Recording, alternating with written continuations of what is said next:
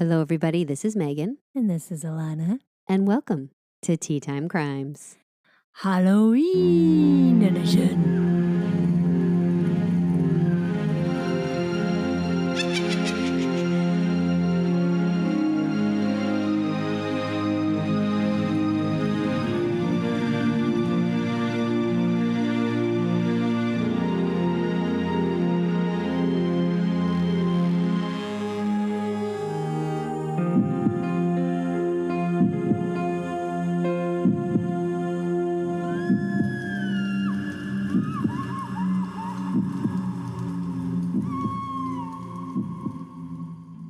I see you. Oh, creepers, we are in the studio together for the first time in TTC history. Woo! We don't know how it's going to go. I just want to gaze into your eyes awkwardly, making it extremely... It's like when the dogs have to go to the bathroom and they make eye contact with you. That's what I feel like. Just really gaze into those eyeballs of yours. But how are you doing? You just got here. You just got here. An amazing pickup by Roger. Good old Raj got me, and then we played a trick on you. You did, yeah. And now you're here. And I'm here, sitting in this recliner. Ready to rock. Ready to rock, full of corn. Full of what? Corn. Oh, yeah, she had some corn for dinner. Have you watched that video of that kid? It's corn. That one. Oh, no. Oh, gonna have to show you after this. All right. Sounds like a date night. It's a good one. Do you have any big announcements, or would you like to hop into that hot tea you're holding? I would just like to announce that I'm here and we're having a weekend together.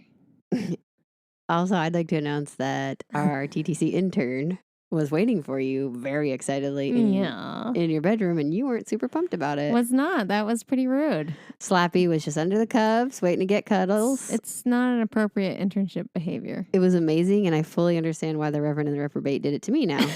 It was a lot of fun. So awful. It was perfect. Really awful. We'll post a video of it. All right. Well, let us know what you're drinking today, madam. Okay. Hold on. I'm not in my normal setup. So today we're going to Celestial Seasonings, which great reputation. Oh, God, now I'm so nervous. You're looking at me. Excuse me while I look away. A great reputation in the industry.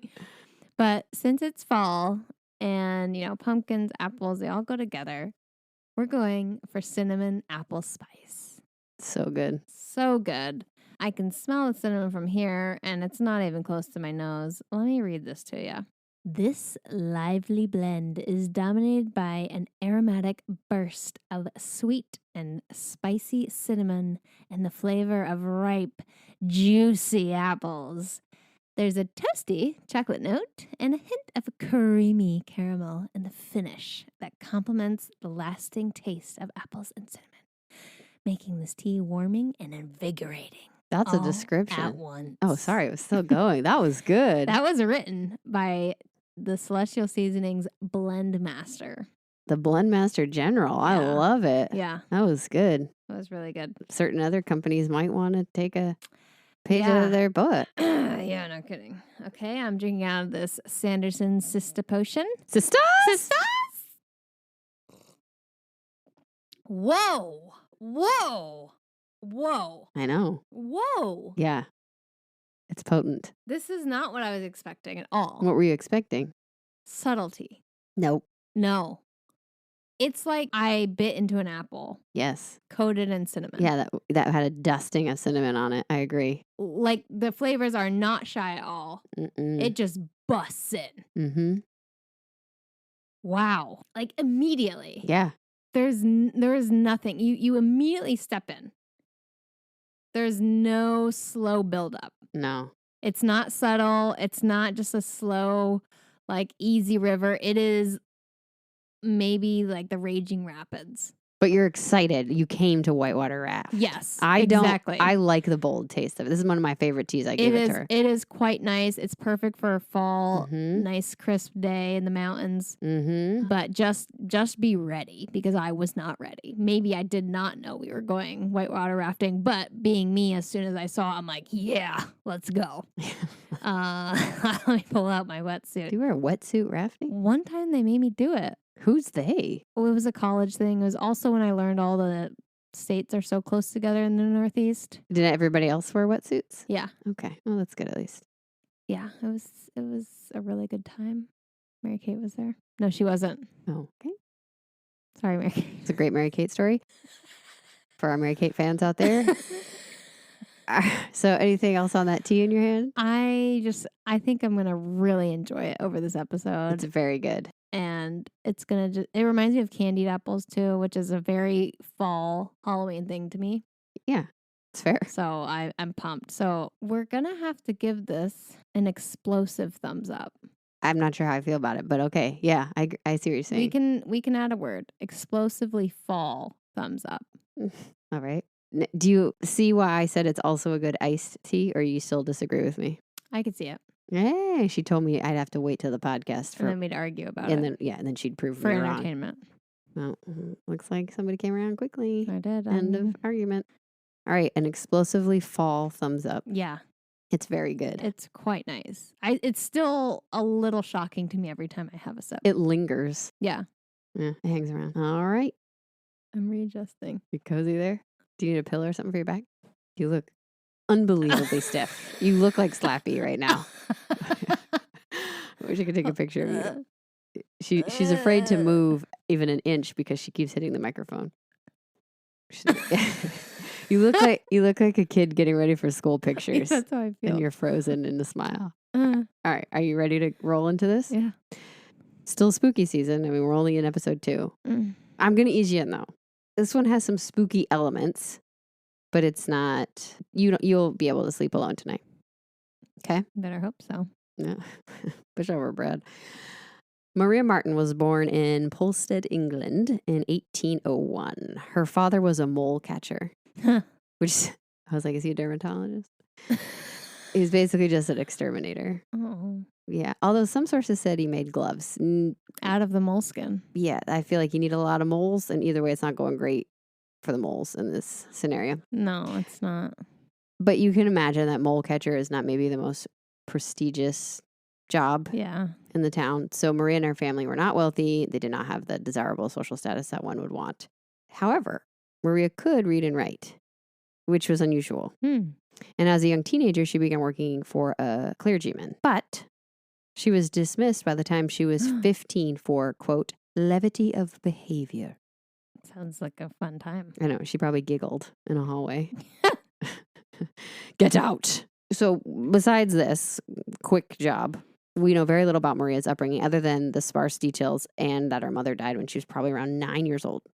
Her father would end up remarrying a woman who became her stepmother, but she was just a few years older than Maria. Oh, no. Yeah, you know how that goes. Yeah.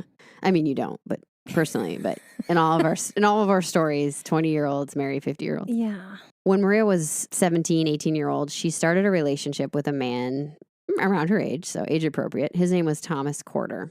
And the Corder were wealthy landowners. So this could potentially be a good setup for Maria. Okay. A rise in social status, financial security, all the things that are important at that time. But she becomes pregnant. And Thomas, why are you laughing? I just can't. It's weird to look at you like this. I hear that a lot. Weird to look at you. Anyway, so Maria's pregnant. They're not married. But they probably confabulated as a man and a woman. Well, if they're pregnant, yeah, I would imagine there was a confabulation, a sweet one. John Corder, the father, is not happy about this at all. And you would think lots of times you force your kids to, or not your kids to get married. That's weird. You force your child to marry. It's a different episode. Yeah, that's for a different month. You force your child to, like your son, to get married if he's gotten a female pregnant in those days, right? Nope. He says this is not going to be good for the family. Just let's everybody forget about it. But one is going to expel a child. Who cares? Just look the other way. That's not how that works. Close your eyes, Thomas. And Thomas totally ignores Maria. Maria obviously continues. That's devastating. Gives birth to a child out of wedlock, which makes her immediately, I mean, it's against the law. Literally, that's what we're dealing with. Wow. It's a law breaking. Wow. I know. Stupid. Love it. And to add to it, sadly, the baby becomes sick as an infant and passes away. Oh, God. So Maria had to go through all of this alone, and then, no. only to then have to survive the grief of losing her child. Reeling from this, Maria starts up a second affair shortly after with a wealthy middle-aged landowner named Peter Matthews. Again, she becomes pregnant. Again, this man refuses to marry her. Instead, he agrees to send her money each month for the care of the child. That's something. For the promise that she would never, ever appear in his life ever again. Yikes. That sends a message. You know what I mean? That's really mean. I know. Maria is struggling. Yeah. Need some condoms. They're not available. This time, Maria gives birth to a healthy baby boy. Yay. Whom she names Thomas Henry. What? Which I thought was really weird, but her father's name is also Thomas. Okay. But still. Yeah. I think I might have to sidestep Roger. that. Yeah. I've never met another Roger. Can you imagine if I named my son Roger? I can't wrap my head around it. Anyway, at the time of Thomas Henry's birth, the Marten family had several young children because Mr. Marten had already remarried Anne Marten, the stepmother, who's, 12. 22. She's very young. Yeah. So she has young kids as well. So he's growing up with what are essentially his aunts and uncles, but they're more like brothers and sisters. Yeah. Now in her early 20s, Maria is still looking for a man to marry her. It's not like she could take some courses down at the community college, find out she likes accounting, and get to work. Oh, wish she could, girl. I know. I mean, we've seen some women like Kate Warren bust the mold, but it's so unusual and it's so hard. The best, safest, easiest path to respectability and stability is for her to find a man in this time, sadly. So Maria starts a relationship with William Corder. Does that sound familiar? Yes. Yeah. Thomas's younger brother. Oh, no. Yeah. But unlike Thomas, who, in my opinion, is not the greatest guy, but who was seen as a really respectable, clearly the favorite oldest son who was going to inherit everything, William is the younger one, and he's still the son of a wealthy man, but he's known as a troublemaker. His father has made it clear from the start that he prefers Thomas, which probably had some effect on him. Probably didn't love that. And his father sent him away to boarding school. He was known there as Foxy because he was so sly. Wow. And he kept getting in trouble for doing things such as stealing all of his father's pigs and selling them and keeping the money, forging checks. Wow. He got together with some other guy. They stole some more hogs. He's really ended up stealing pigs. Okay. And it said that William had some promise for writing and he wanted to be a journalist or a teacher, but he just could not stay focused. He also loved the company of ladies as he got older. Ladies. Yeah. His father kind of says, okay, that's it. You got to get it together. And he sends him to London. Some sources say to find work. Other sources say to join the Navy. Either way, William doesn't do any of those things except spend all the money his father gave them and then is forced to return home. Oh, this is classic. This is a classic story. Yeah. If there were basements and video games in those days, William would be down there. There he is. So instead he's stealing pigs. When he returns back to the small town that Maria and his brother still live in, that's when he connects with Maria. Maria. Oh, boy. Just like with Thomas, just like with his brother, William wants to keep this relationship secret. Maybe. Maria, I have some notes. Yeah. Say no. Okay, then maybe this isn't going to work for me. Yeah. That's the advice I would give if I were Maria's friend. And we were. I don't think she has any friends. Walking to, where do they walk to? The salon. To the market. To the where? The Citadel? Salon? Salon? They're not there in England. I know, but I was just, it's a long story. We were walking to the salon until Maria. You know what we need right now? I don't. Is a little fire pit. And know what I thought of? This should be spiked. We can make that happen later. Maybe we'll do a bonus episode. Anyway, but I don't want to judge Maria too much because, William might be the only man left in town. I don't know what's going on over there. Who knows? Yeah. I don't know. I don't know her options. But still, I'm not loving this third time. No. What is it? Fool me once, shame on me. No, you. Yep, you. Fool me twice. Shame on me. No. You nailed it. And then 3 times. 3 times a lady. Yeah, I'm pretty sure that's it. Fool me once, shame on you, me. Perfect. Nailed it. Embroider that on a pillow. Okay. Well, because this is a secret, Instead of, you know how you date in those days, you meet on the family front porch and you talk about the Show weather. your ankles. Yeah, you lift up your ankle a little bit, you know, wave a fan, and that is just hot stuff. Not what William is doing. They're secretly meeting at the Red Barn, which is a red barn on his property. And it's called the Red Barn not because it's actually painted red, but because the shingles on the roof are red, which is unusual. Okay. Another source said it's also because the sun would set behind it and make it glow this eerie red. It's weird that there's so much focus on this description of the barn. Like they because it like, was unusual. named it. It's that's what they called it. It was like a No, I know. It's just funny. It was a landmark. Meet me at the Red Barn. Meet me at the Red Barn. Meet me at the Red Barn. There'll be pigs there because I'm a really big fan. I stole so many pigs. This is where I keep them. Maybe he just loves pigs. He hasn't sold a single pig. He's just like, I want to show you my secret pig collection. Come with me, Maria. That might be it. This one's Bob. This one's Julie. I like that William way better than the one we're about to meet. Anyway, so they're meeting in the Red Barn. I assume confabulating together like a man and a woman because guess what?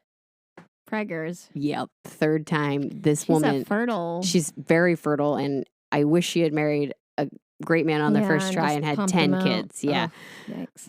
She becomes pregnant, and he says, you know what? We should probably give this a secret. This is the end of 1826. And Morty. he wants to keep it a secret, but he does tell Maria and her father that he will marry her, but not until the child is born. Why? Exactly. I think this would be, This there'd is be the some time you get urgency married now. around Like this. ASAP-aroni. Yeah. And I also have some notes for Mr. Martin. Yeah. I grab a shotgun. Isn't that what a shotgun wedding is based on? This exact scenario? Right. Like, what's he doing? He's catching moles. And imagine how many moles you have to skin to make one glove. You're right. He's busy. And what do you think he's singing this song? How do you solve a problem like Maria? I heard it was written by him actually, and he sold it. It's been passed down. His ticket to fame. Yeah, it's been passed down through generations. Anyway, he promises, as soon as the baby's here, we'll get married. It'll be, I don't know, probably in secret, but we'll all know about it. And partly why this might have passed, I think because of the social status, William is so well-to-do and Maria and her family aren't, but also because the Corder family is kind of going through it. John Corder passes away from tuberculosis. And then Thomas and William have other brothers, I think 2 other brothers. They also have tuberculosis. So they're bedridden right now.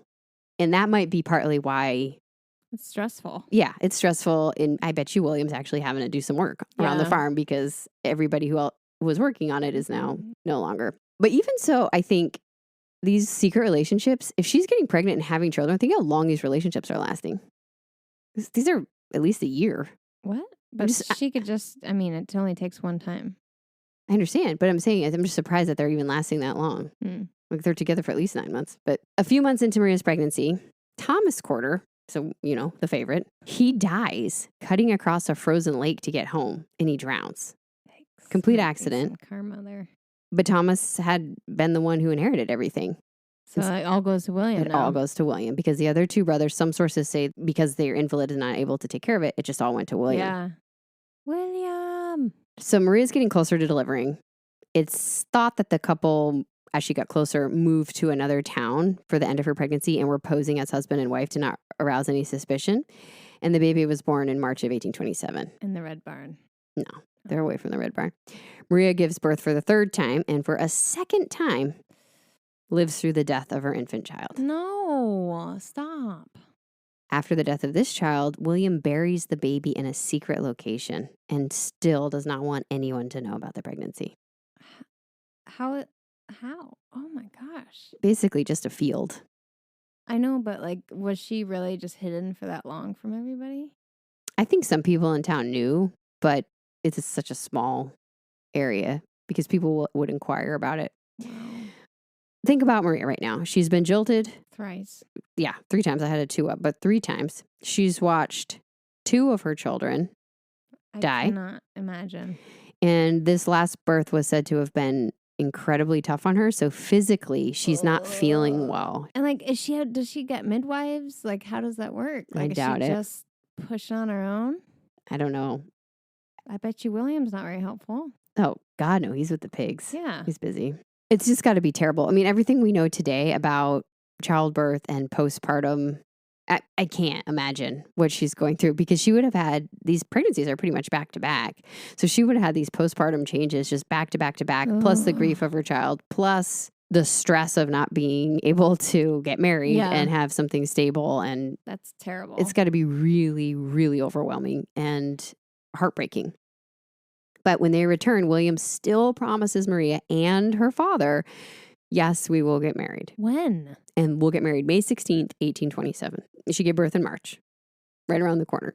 That date arrives and he delays it. He says, we'll get married tomorrow. We'll get married tomorrow. No, we won't. I guess there's not a lot of planning. I guess there's no cake or food or anything. It's not. The next day, well, let's move it another day. He moves it 2 days. And then he shows up frantically and says, we need to run away to get married right now. What's happening? William tells Maria that he learned in town that the parish officers have a warrant out for Maria's arrest. What? And she's going to be arrested for giving birth to three illegitimate children. And that she will be whipped in public. I'm for an so offense. upset about that. Yeah, gross. It's so bad. Maria was heard as saying to William, well, if I'm going to get in trouble, then you're going to get in trouble. It takes two. Now, Maria wants to avoid this. So she agrees to meet William that night. And they could say they've been married the whole time. They come up with a plan. They're going to meet and then travel through the night to get out of town. And then they'll be married there. William asks Maria to dress in men's clothes so that nobody sees her moving. And Anne Marten, the stepmother, overhears all of this and says goodbye to her stepdaughter that night. A few days later, William returns. Oh, no. And he's taking care of the farm. But where's Maria? He needs to. He tells the Martens that they'd run into a slight hiccup with the marriage license. And she's dead. And that Maria had decided to stay in Ipswich until it was sorted. She's dead. Now, one source says that William's other brothers at this point pass away from their tuberculosis. And William now has to have funerals for his two brothers. And that kind of keeps the Martens at bay. William says he's in contact with Maria all the time. Show the letters. Tells a phone call. them, I don't think that phone call is going to happen. Tells them. No, I'm saying it's not going to be a phone call, so it's going to be evidence. I thought you said show him your phone. Do you have an iPhone, William? Show us your records. Do you know about the pig emoji? So William tells them she's decided to recuperate. And she's gone to a lovely place to recuperate because she's feeling still weak from childbirth. He's constantly giving the Martens updates on Maria, explains that she would write as soon as she could, but that her hand is injured. How is she writing to him? Great question. William stays through the fall for harvest, and before he leaves, he decides that the red barn needs to be filled a little bit more than it is. It's looking low. Not enough pigs. I don't know if it's filled with dirt or hay or what, but he makes sure to oversee that the bays are all filled, particularly one of the upper bays, so that you can't see the ground. Why would he bring the dead body back? Then William leaves to be with Maria, and the Martens finally receive a letter stating the couple will be married on October 18th. What? William continues to write to the family, always with the request that they burn the letters after because the parish officers might still want to arrest Maria for illegitimate children. He claims that Maria is also, her hand is better and she's been writing and it's odd that they're not getting it. And he'll go down to the post office and knock some heads around. So they think Maria is married. The last anybody saw her was Anne Marten saw her leave dressed in male's clothes. She had some female, she had her jewelry on and everything. She left, she went out the back door and she was heading to the Red Barn to meet William Corder. That's where she got killed. That winter, Anne Marten, the stepmother, starts suffering from some nightmares. Oh no, I forgot this is a spooky episode. By the spring of 1828, these dreams become incredibly vivid. No.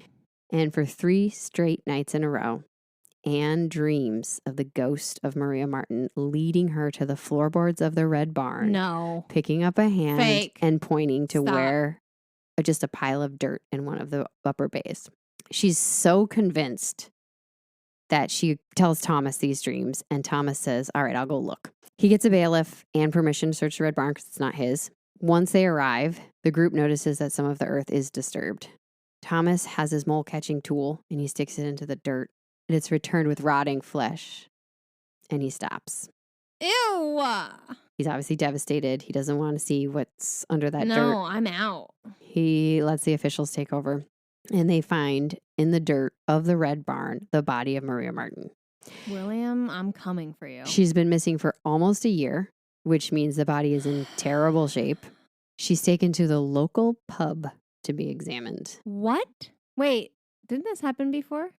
Yeah, this is just what they did. Usually they take it to people's houses. Actually, Mary Kate, when I was over there, she talked about how that's like was normal thing. And back in... Yeah. I mean, yeah, gross. I'm going to pass on that beer. Thank you. Yeah. Wash that one down. Maria's sister is able to ID the body from Maria's clothes, her hair, and a gap in her teeth. Hmm. She also has a green scarf around her neck, which everybody agrees is William Quarters. You son of a bitch. The Martens now have some serious questions. Yeah. William is quickly located in London because he left his forwarding address to a couple of his friends. Perfect. In case the pigs needed anything. The investigators in London pretend that they are going to William's work and they are a father inquiring about their daughter attending school because guess what? William is running a girls' school. Uh-oh. And married to another woman named Mary Moore, who he met via an ad in the newspaper. Wow. Tinder. Yeah. He put an ad in the newspaper for a wife and then received over 100 submissions. That's gross. Yeah. And when asked about Maria, he says he knows nothing of her murder. Why was in your barn, loser? The courts believe that Thomas, this is their theory, the courts believe that Thomas wanted absolutely nothing to do with Maria, so he murdered her. Pretty simple, which is supported by the fact that Maria was said to have been shot, strangled, and possibly stabbed. Why do you have to do all three? Although many people believe that the stabbing was caused post-mortem either when burying her or when finding her. Oh. Accidentally. The theory is that the two had an argument. Maria was continuing to get support, remember, for Thomas Henry, the son that lived. And each month she would receive something from Peter, but 1 month that money went missing and she confronted William about it. Oh. And he denied it. If this is true, she has very little recourse here. She can't turn him in because she's also breaking the law. She can't, I mean, she's trying to land this thing for herself, right? Yeah. She's trying to close this deal. So she can't get him too mad. So she's in a really rough situation. And the public is already starting rumors that William murdered their child together. That was never proven. Nobody ever found the body, to be honest with you. But that's just the rumor that started circulating. William also denies that. When confronted in custody, William changes his story a little bit. He says that Maria actually shot herself that night in the barn, and he was so shocked he hid her body and ran. The media and the public are confident in William's guilt, and it's a show. Puppet shows, literally, are performed. Yeah. Songs are written. Wow. Here's an excerpt from The Murder of Maria Marten. Are you going to sing it? I don't know the melody, or I would, but the words are, "If you'll meet me at the Red Barn, as sure as I have life, I will take you to Ipswich town and there make you my wife. This lad went home and fetched his gun, his pickaxe, and his spade. He went unto the Red Barn, and there he dug her grave. With her heart so light she thought no harm, to meet her love did go. He murdered her all in the barn, and he laid her body low." That definitely needs a tambourine. Does it? When the trial started, William is said to be about 25 years old. He was 2 years younger than Maria. He's described as average height, healthy complexion, big mouth, turned up nose, according to the newspapers. He's charged with feloniously and willfully murdering Maria on May 18th. Like I said, she was said to have been shot in the face, stabbed with a knife, but no definitive cause of death could be determined. So William was actually charged with several different methods. Gunshot, strangulation, stabbing, buried alive, to name a few. Oh my God. To be fair, I don't think they had any idea how the gunshot was probably the most likely. Yeah. They just think the autopsy, they kind of just were like, well, maybe this happened. It didn't seem like it was super scientific. Too many beers at the pub. It turns out that there was also never a warrant for Maria's arrest, which was the only reason that she ran away that night, at night, in a man's clothing. So what was the urgency from William? Like, he was like, I gotta kill her right now. I think he was probably deciding what to do, and he just didn't want to go through with it. Or, hold on, there's more that comes out. Maria's younger brother also testified that the day his sister disappeared, he saw William go to the Red Barn with a pickaxe, and some sources say a shovel, others say a gun, but definitely a pickaxe. That's agreed upon. Her family testifies to the entire plan. Remember, Anne heard the whole conversation, so she knew where she was going. She said goodbye to her. Her father talks about finding the body, and a neighbor claims that William asked to borrow a shovel the same day Maria went missing.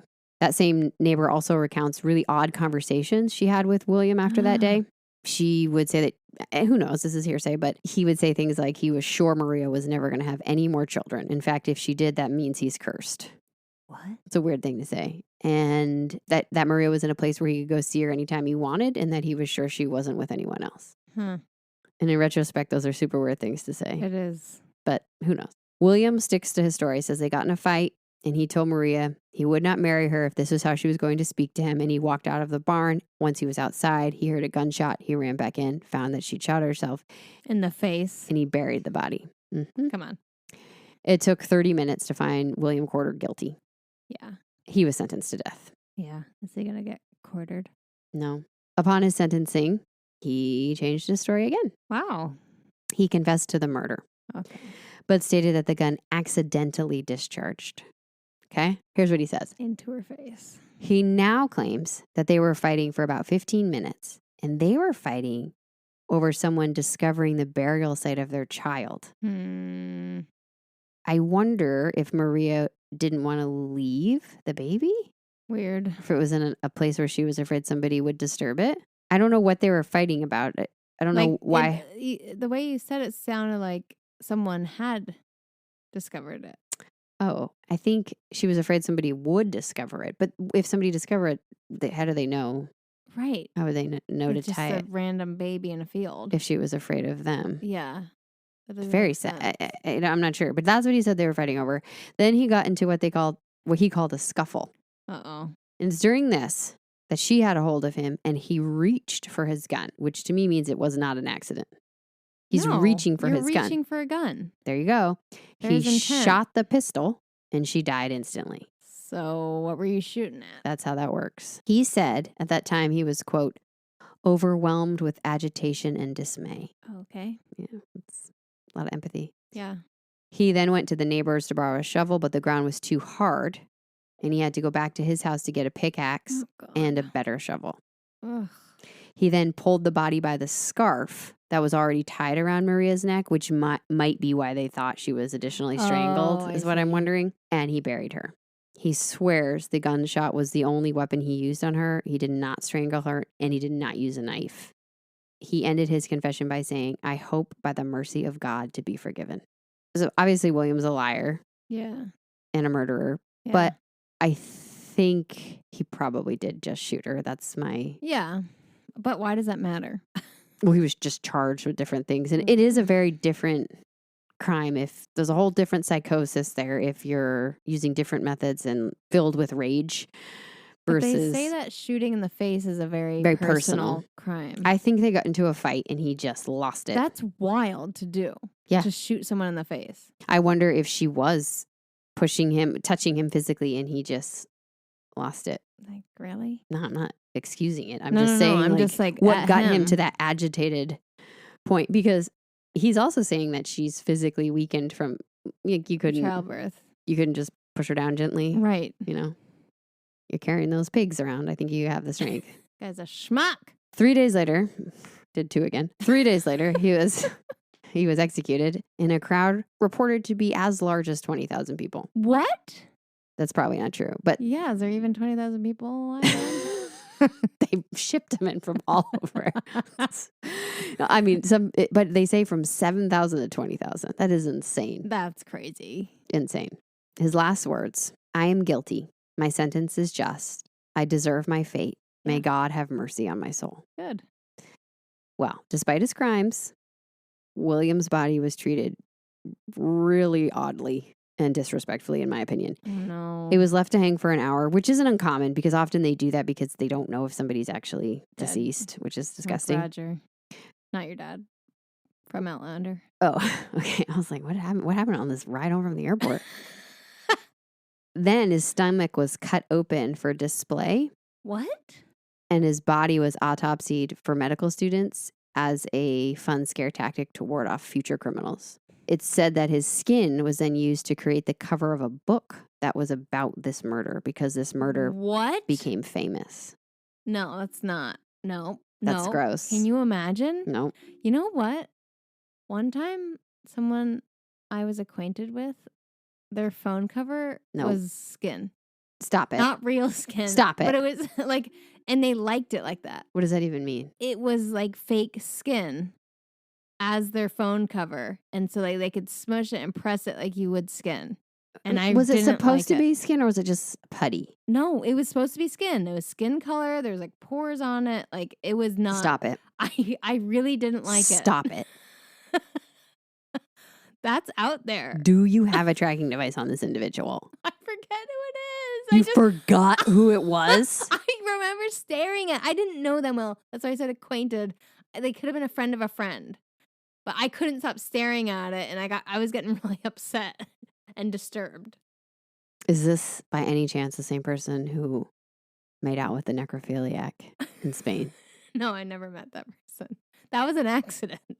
I know, but it haunts me. Yeah, it haunts me. That's why I made everybody else get Talk about spooky season, folks. I don't even know what episode it was in because I've tried to block it from my memory. Yeah, that is, talk about spooky. So it was like, I don't even know what skin would feel like without muscle under it. But the phone kind of acts like the muscle. Stop underneath it. Stop it. So, yeah. I'm putting Slappy back in your bed tonight if you It's continue. not my fault. What you're talking about. That is so gross. Yeah. I mean, there could be listeners with that. Well, I apologize. Everybody do your own thing as long as it's fake skin, but I just am grossed out. Yeah. I feel like it would also be moist. Do you know what I mean? Like Like sweaty. a little damp. Yeah. Yes. Always a little damp. Always. God, and they would put like their thumb and make it that indent. Are they doing that to faces a lot? Maybe just be a massage therapist. You know what I mean? Yeah. I would like you to find out what happened to this person and tell me. I can't associate who the heck I was with. All I remember is the phone. Okay, gross. Anyway, Anyways, back of the skin. Pieces of the rope were also auctioned off. Weird. His ear was preserved for display. His skeleton, or at least parts of it, because the skull was stolen and then had to be buried because they thought they were cursed. It was a whole thing. Oh, wow. Was on display as late as, you want to guess? Guess what year? 2004. What? Yeah. Yeah. 2004, until someone from the Corder family just was like, hey, can you guys, Can we enough. Rick, we're sorry. He sounds like. It's so weird. Yeah, they just said, can we just cremate him and bury him, please? I'm trying to associate it. Like, how can it be normalized today? Like,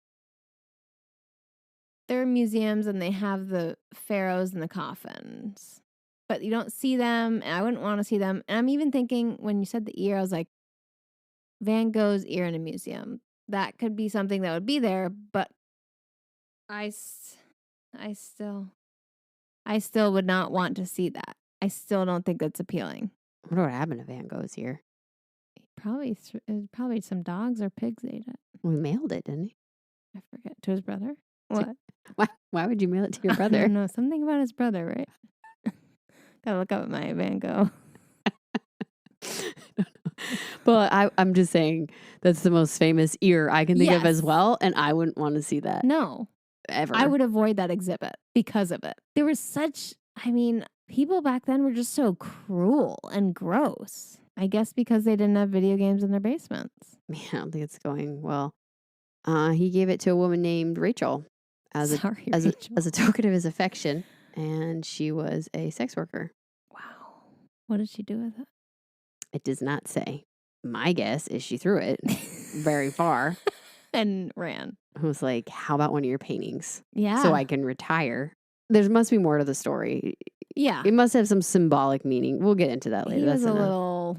Well, yeah, he suffered from mental health issues, yeah. clearly. All right. So Williams finally cremated in 2004. Sadly, Maria was not left to rest in peace. What do you mean? Her gravestone was chipped away by people wanting a piece of her headstone. Why? And souvenirs were reported from locks of her hair. How would one get locks of her hair? Ew. I don't understand. Like, was this that big of a case? It was huge, yes. And what they did... What's the city again? It's in England. No. Well, she was said to be in Ipswich, but she was in Polstead. What? We're not hearing that in other cases, which is weird to me. Sometimes they do. The Red Barn also was destroyed because they kept taking pieces of it and they would turn it into toothpicks. What? Yeah. And what they did is what they do all the time, right? You got a woman either has to be, she's either terrible or she's perfect. Yeah. And they made William the terrible one here and they made her perfect. They kind of erased her whole history that was very oh no. And they made her seem as this very pious, Mm. perfect angel. Obviously, maybe her parents maybe like that, but I hate when they do that because she was a real human being Yeah, make who people real. had hardships that she survived and that she got through, and she had this terrible thing happen to her in the Red Barn. She's a real human being. So the question out there is, did Anne Martin truly have a dream? No. What do you think happened then? Did the ghost of Maria, remember we did a ghost case last October that I think was actually know. real. I think the mother had an No. inkling. I really think the mother dreamed that. Whether or not the ghost came to her, it's for another story, but I really think the mother had the dream and maybe was subconsciously piecing together bits of conversation she'd had with her daughter before. But what do you think happened here? That's something that could happen. Like maybe she knew about meetups in the barn, and like she could sense that something was off. Like she heard that last conversation. Yeah. Even if everything's said right, the way they say it can be wrong. And so there could just be something she sensed, and she just knew immediately that something was wrong. It is weirdly specific, but I would just pair it with some other vivid conversation about the barn, or like them talking about it or something, because I refuse to believe in ghosts. I know you do. I don't know. Or she knows something. Well, here's the conspiracy theory. The conspiracy theory is that Anne Martin and William were having an affair. And this was their plan because, one, because that explains her knowing where the body was. But also, two, when William married that other woman. Yeah. That's when she started having these dreams. And people think it was her being upset because the plan may have been for him to come back for her. So there's something there. But what I would say is that he would have said something in his confession. Right? He admits, like, I did this. And if somebody else was guilty with him, he would have pulled them down. Probably. He seems like that kind of dude. He's a schmuck. He murdered someone. But this is very similar. It's similar to the Sheila Trott case that we talked about. But to me, it's different in the sense that I think, based off of what Anne knew just as I presented it, I think that's enough to just put the pieces together and think maybe we should check out the last place she was, which was the Red Barn. That doesn't seem like a big leap. Yeah. I feel that a person could make that in their own mind, and it's not this, big vision or story or a ghost or a psychic ability. I think she could probably just think, this is weird, and I feel like we should go there. Yeah. And then her subconscious gave her the story to do that.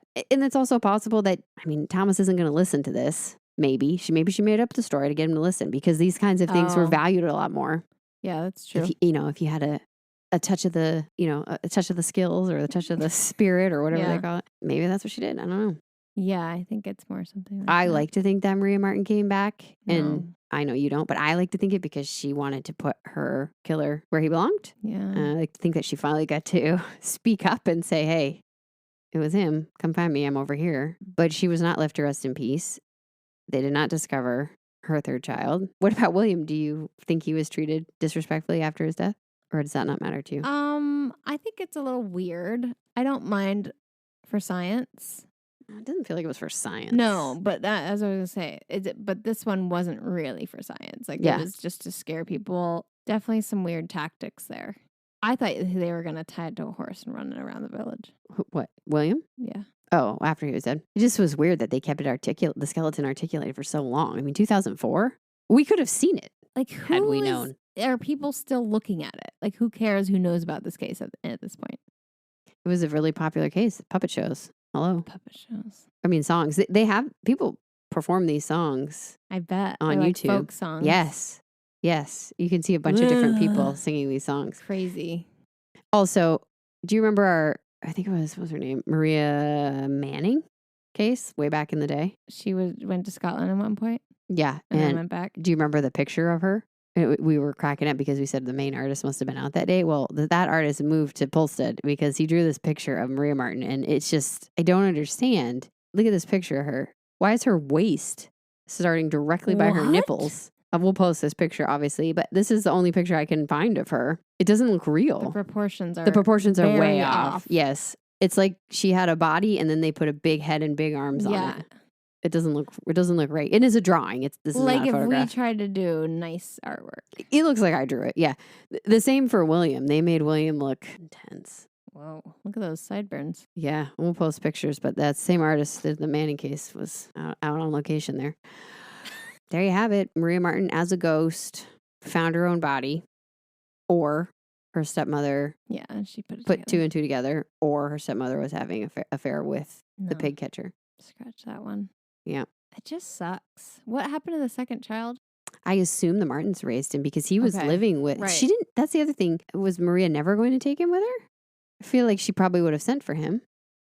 At least he wasn't harmed. That is the weird part, I guess. Maybe they were going to go get married and then come back for him.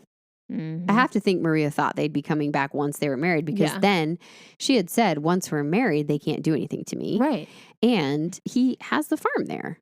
He's a wealthy man. That makes sense. I was really hopeful. But Obviously, so you don't want to be married to a gentleman like that. No, but better to be married than killed. Agreed. Well, I don't know. Teach his own. All right. Well, Wow. what are your last words? Fool me once. I mean, fool me twice, 3 times a lady. I can't judge Maria because she went through some really hard times, and I have never experienced that, and I hope to never experience that, of losing children. So like that could really bend your mind in a horrible way. Yeah. As much as you can, I think we all have our own patterns in the way we operate. And like, if you can like pause and find yourself getting in a bad situation again, maybe even if you don't think you're getting in a bad situation, it's just good to reflect. Hey, what's going on in my life right now? What's good and bad, and how are things making me feel? And touching in with that part of yourself. Excuse me? Touching in. Touching it? Getting in touch. I mean, I'm if here you to want to touch do it. some touching on your own time. And anyway, obviously this advice is not really relevant to poor Maria, but if somebody wants to keep you a secret. Yeah, don't be a side piece. You're saying so many embroidered phrases today. Put that on a pillow. Yeah, I don't think that is necessary. We've talked about this before. The struggles are very different in modern day versus the historical pieces that we do. But, she wasn't being treated great by any gentleman. Yes, exactly. You deserve, even you listening, you deserve to be treated as number one. End of story, period. No commas, no buts. Not even a semicolon. I'll say it. Just a period. You're number one. All right. And who should listen today? Well, gosh, pig lovers. Obviously. But do better than William. Love a pig. I love our first version of William, and I wish that was all that was in the Red Barn, and they just had so many piglets. I know. Pigs are cute. Oh, God, I love piglets. Yeah. Really all I'm thinking of. If you don't like pigs, this is not the episode for you. Why don't you grab a previous episode and skip this one? That's it? That's it. Really nothing? You usually have such a stream of consciousness here. I keep thinking of people named William. It's not a great one. It's not a good role model. Maybe mole hunters. I think there's a lot of those. Exterminators. There you go. You really broaden your services. Yeah. They don't just go for moles now. Yeah. There's a whole suite of things that they'll kill for you. Exactly. So look them up if you need their services. How's that tea holding up? It's great. Really enjoying it. Very good. All right. Well, you can find us on all the platforms at Tea Time Crimes. You can email us at teatimecrimes@gmail.com. We would love to hear from you. Please rate, review, like, subscribe, send us recommendations for teas and crimes, and we will be back next week. They're going to get spookier as we go along, madam. This one was barely. This one had like a peripheral vision of a ghost. This wasn't even front and center. I know. So, but it's very similar to the Greenbrier ghost case. Okay.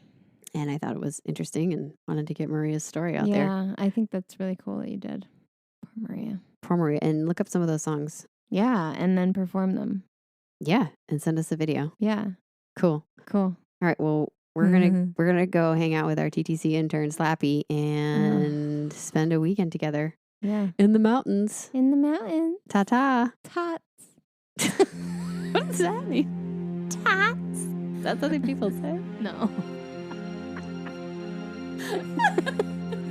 Tots. I'm going to start saying that now.